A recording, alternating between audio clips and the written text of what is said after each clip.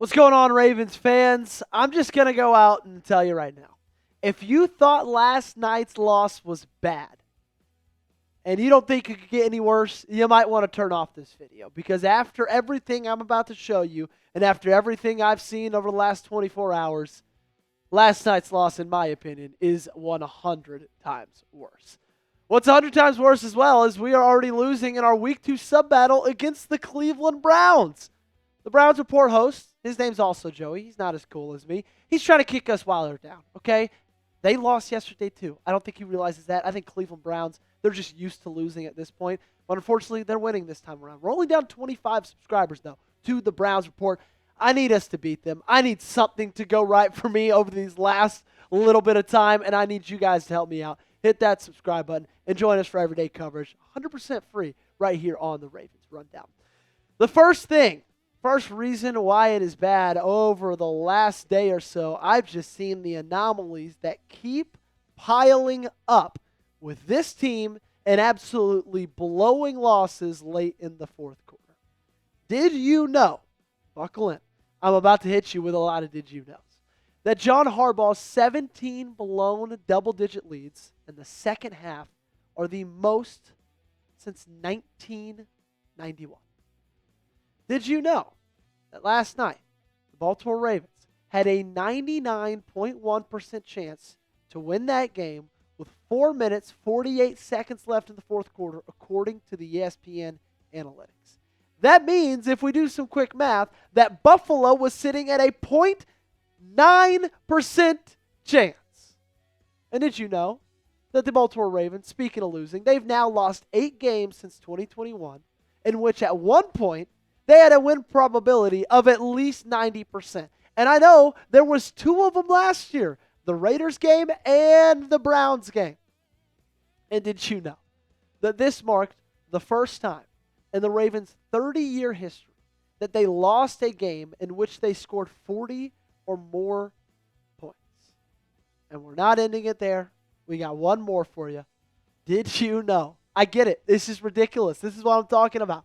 That the Ravens are the first team in NFL history to score 40 or more points and rush for 235 or more yards in a loss.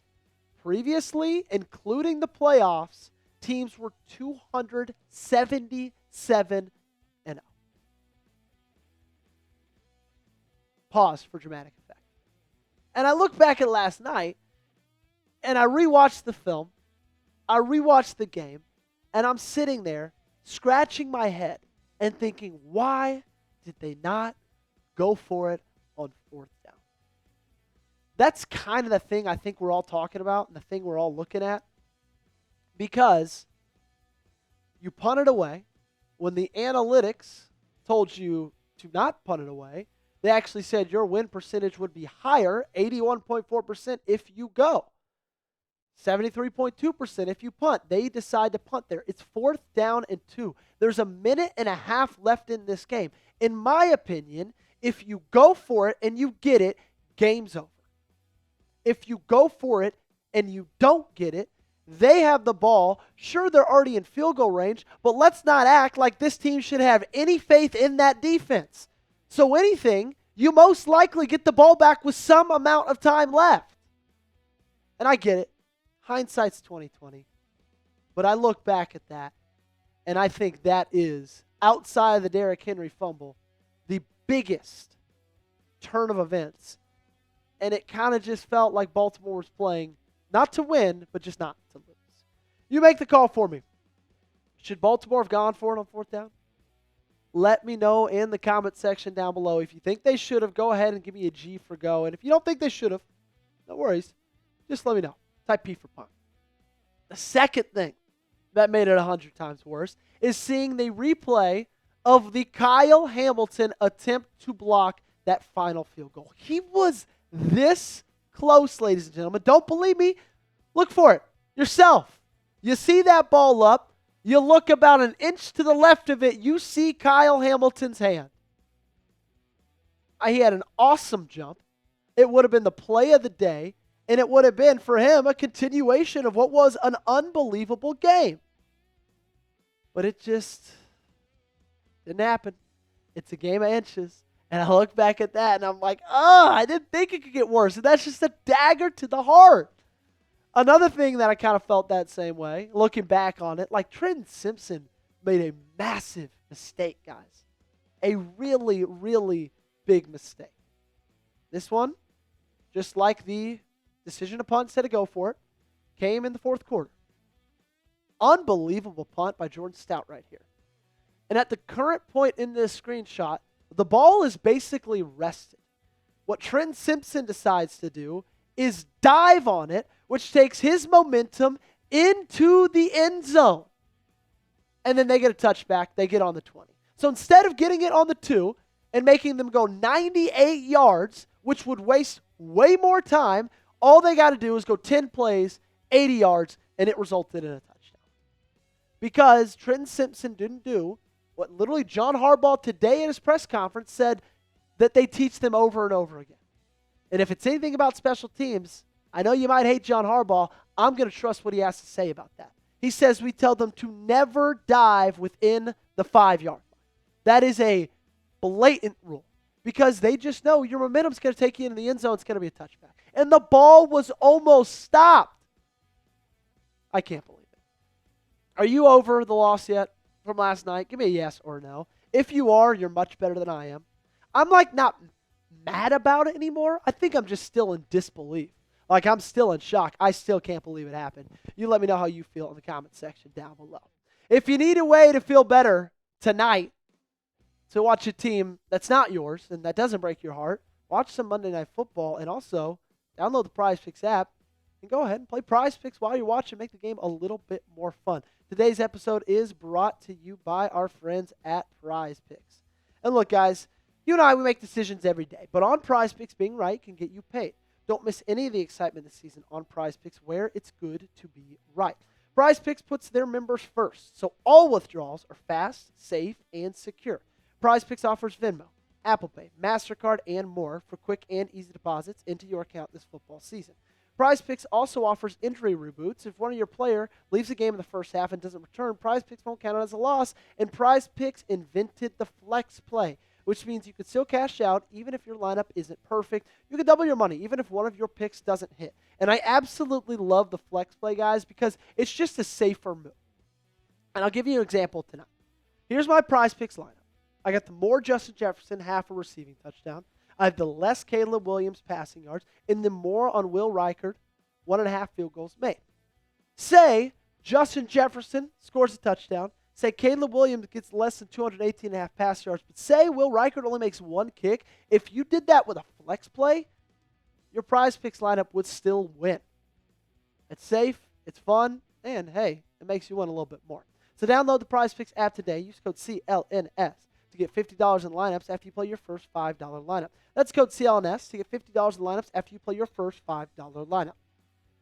The link to this promo is in the comments and description of today's video. PrizePicks, it's good to be right. And the more I think about last night, the more I also keep coming down to that second down play call.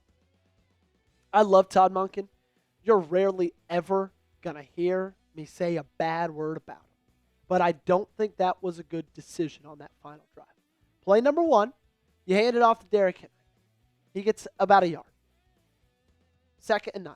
It's a tough spot to be in, especially when you know, hey, you get a first down, this game's over.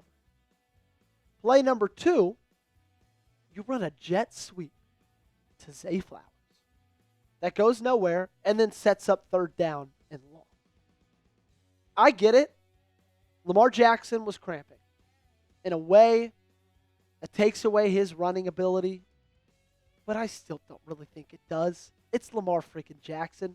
You don't think he would have been able to scramble for a first down or keep a read option? Like, that's the thing. You're in that point. You have a running back who, yeah, he coughed the ball up, but still, he's averaging a first down every time he touches the ball.